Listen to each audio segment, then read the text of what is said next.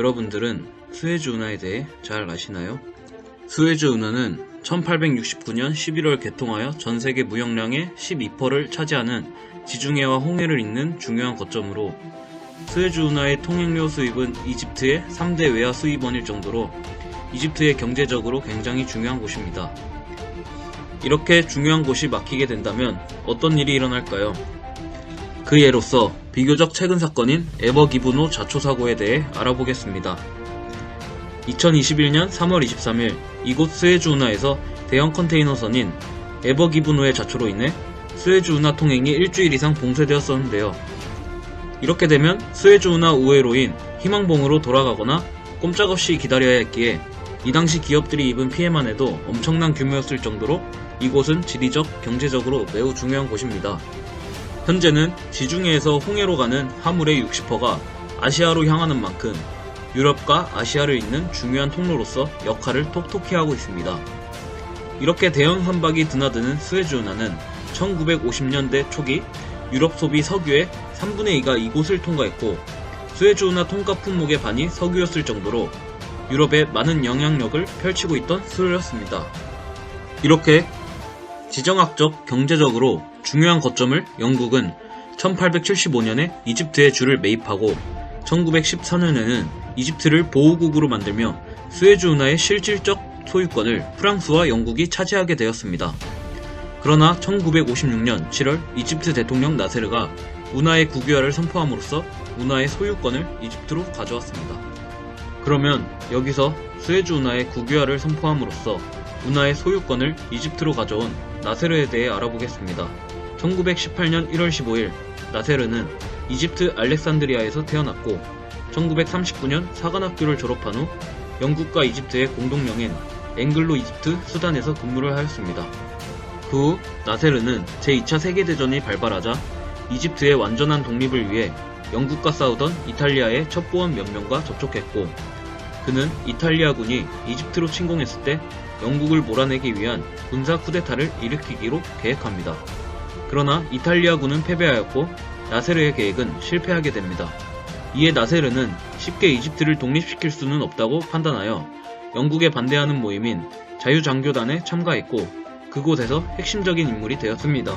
1948년 이스라엘이 건국되면서 이른바 제1차 중동전쟁이 발발하자 나세르는 아랍연합군의 장교로 참전하였습니다. 이스라엘과의 1차 전쟁에서 패배한 후 이집트로 돌아온 나세르는 방탕하게 사치만 부리고 있던 파루크 1세 국왕을 보며 회의감을 느껴 그가 속해 있던 자유장교단과 쿠데타를 계획하게 됩니다.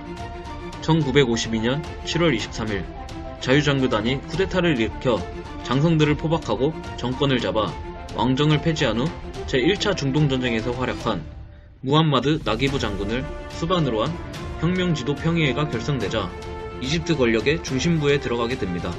이 당시 파루크 1세가 미국과 영국의 도움을 요청했지만 아무 대응이 없었고 미국 또한 서방국의 우호적인 독재자를 세우는 것에 관심이 있었기에 그들은 쿠데타를 묵인하였습니다. 이렇게 나세르와 자유장교단은 파루크 왕정을 쿠데타로 퇴출시키고 그의 아들인 푸아드 2세를 꼭두가시 왕으로 즉위시켰다가 1953년에 회의한 후 무함마드 나기부 장군을 대통령으로 추대했습니다. 그 후 나기부는 1954년 퇴출되고 나세르가 총리에 취임했습니다. 앞에서도 언급했듯이 나세르는 1956년 7월 26일 스에즈 운하 국유화를 선언합니다. 그리고 스에즈 운하가 이집트로 권리가 넘어감에 따라 스에즈 운하 회사의 주식을 다량 보유한 영국과 프랑스는 당연히 크게 반발하였습니다. 또한 스에즈 운하는 과거 서구 제국주의의 상징으로 자리잡고 있었기 때문에 나세르의 스에즈 운하 국유화 선언은 영국을 포함한 부열강들에 대한 도전이라고도 할 수 있었습니다. 갑작스러운 운하 국유화에 대응하여 영국은 22국 런던 회의를 열기도 하고 당시 영국 총리였던 앤서니 이든이 이집트에 강력한 비판을 쏟아내는 등 적극적으로 나세르의 행동을 저지하고자 노력했습니다. 하지만 나세르의 국유화 선언을 철회하진 못했습니다. 결국 영국과 프랑스는 더 공격적으로 행동해야 함을 느껴 중동세계의 공공의 적이었던 이스라엘을 끌어들여 이집트 침공을 계획하게 됩니다. 그렇다면 영국, 프랑스, 이스라엘은 이집트 침공을 통해 어떤 이득을 얻으려고 했을까요? 당시 영국은 자국의 석유의 70%를 스에즈 운하를 통해 운송하였기에 나세르가 스에즈 운하를 막거나 봉쇄를 빌미로 협박한다면 영국은 위험한 위치에 있게 되었습니다. 특히 영국은 섬나라인 이상 모든 무역을 선박으로 운송하였기에 석유 부족이라도 일어나는 경우에는 경제 위기를 피할 수 없었습니다. 이는 이든 총리도 알고 있었기에 더욱 이집트 침공을 추진하게 됩니다.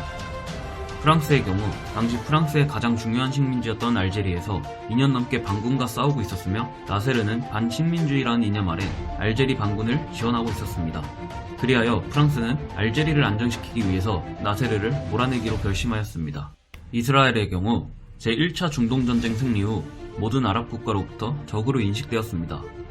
이미 이집트에 의해 무역로 중 하나인 티란 해협을 봉쇄당하고 있었고 나세르에 의해 이집트군이 현대화되고 있었기에 이스라엘은 한시라도 빨리 나세르를 없애고 싶어 하였습니다.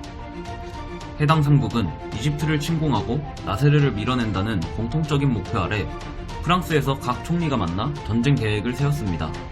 나세르의 스에즈 운하 국유화 선언이라는 명분으로 전쟁을 하기에는 명분이 너무 약했기 때문에 이스라엘이 먼저 공격하면 영국, 프랑스는 스에즈 운하 보호라는 명분으로 개입하는 것을 계획했습니다. 또한 유엔 안보리에서 이스라엘에 대한 제재가 제한될 시 상임이사국인 영국, 프랑스가 거부권을 행사하고 유엔이 더 개입하기 전까지 이집트의 수도 카이로를 점령하고 나세르를 밀어내는 것까지 작전을 세우게 됩니다. 결국 1956년 10월 29일 제2차 중동전쟁으로 불리는 스에즈 전쟁이 벌어지게 되었습니다.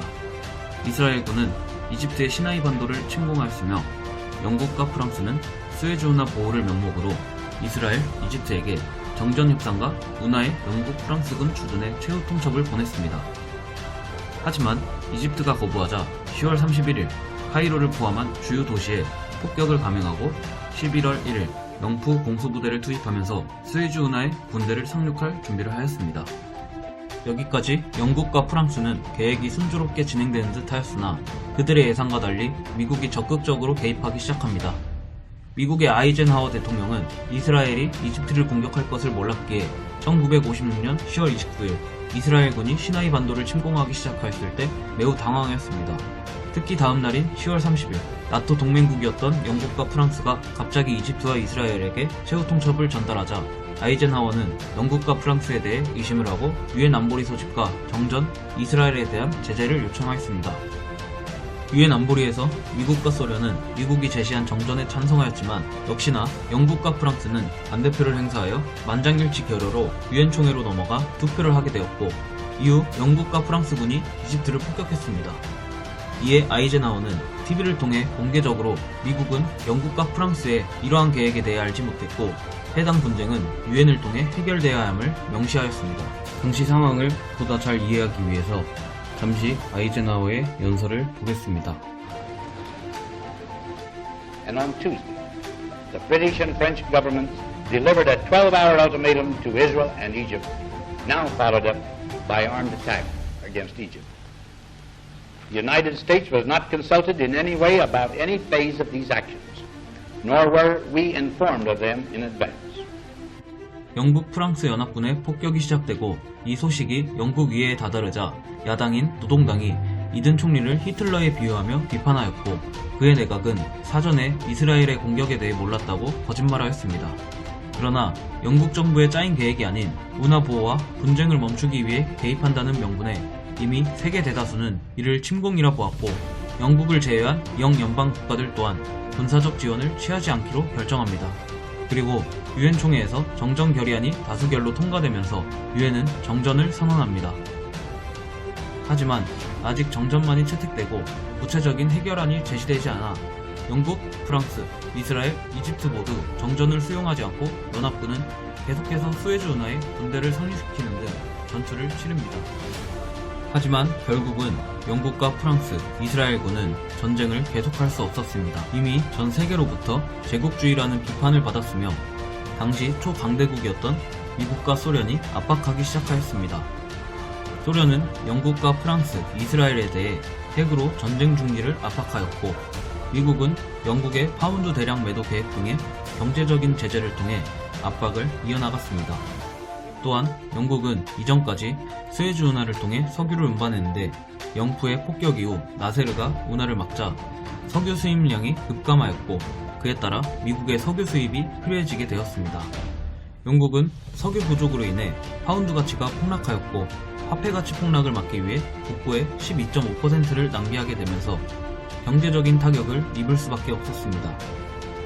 아이젠하워 대통령은 영국군이 철수하지 않으면 어떠한 지원도 해줄 수 없다고 선언하였기에 영국은 미국의 말에 따를 수밖에 없었고, 프랑스 또한 독자적으로 계속 전쟁을 할 수 없어 전쟁은 끝이 나게 됩니다. 11월 5일 영국과 프랑스는 수에즈 운하에서 철수하였고, 이에 전 세계는 강대국의 자리가 교체되었음을 실감했습니다. 이미 과거 세계를 제패했던 영국과 프랑스는 저물었고, 새롭게 부상한 미국과 소련이 패권을 장악했음을 확인할 수 있었습니다. 사실 이 모든 사건의 원인이라고 할 수 있는 나세르의 수에즈 운하 국유화 선언은 단순히 이집트가 자국의 운하 경영권을 가져오기 위해서였다라고는 할 수 없습니다. 당시 이집트의 총리였던 나세르는 나일강 인근에 있는 아스원 하이댐을 건설하고자 하였습니다. 그리고 이 건설 자금을 미국과 영국에게 지원을 받기로 하였는데요. 그와 동시에 나세르는 군사력 강화를 위해 소련으로부터 무기를 수입하고 공산주의 정권인 중국을 인정하는 등의 양팔 외교를 선보였습니다. 이에 미국과 영국은 반발하며 자금 지원을 철회하게 됩니다. 따라서 나세르는 자금 지원 철회에 대한 보복과 댐 건설 자금 확보를 위해 수에즈 운하 국유화를 선언해버리게 된 것입니다. 자국에 있는 운하를 국유화시킨 것이기 때문에 정당성에도 명분이 있었고, 지원 철회에 대한 보복과 자급적인 자금 확보 면에서 타당한 선택으로 볼 수 있었습니다.